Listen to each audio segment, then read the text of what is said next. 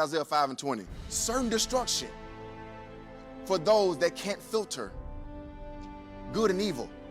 To even get to the origin of evil, we got to know what good is. Mark 10:17, Jesus redirects this young man's attention of good. He redirects his perspective of good back to who? God. Letting the man know your human intellect on what you see, what you think is right, hallelujah, that's not what you're supposed to depend on. There's only one good, and that is God. We have no choice but to filter our perception, our definition of good through who? God. My question is, do we know God? Because if you don't know him, if you don't know his character, if you don't know what he says, if you don't know his will, how can you do those things? How can you do his will? How can you repeat what he says? And how can you display his character?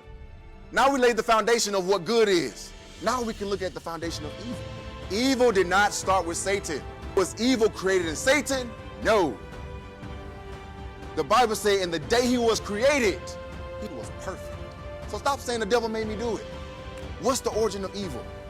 Evil is built inside of free will. Isaiah 45 and verse 7. I form the light and I create darkness. I make peace and create evil. I, the Lord, do all these things. God is a God of relationship. For us to be able to give God our heart freely,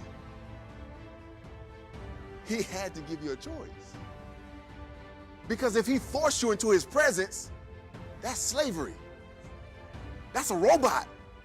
That's not true love. He didn't make Lucifer rebel against him. Lucifer chose. God gave him a purpose, and he chose to go against that.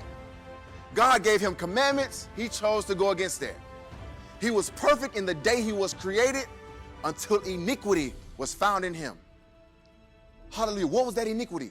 The choice to rebel against God. Evil is attached to a choice. The devil cannot make you do anything. Let's go back to the first humans. But think about this. Did Satan make Eve eat the fruit? So from the beginning of time, Satan couldn't make nobody do anything. Guess what?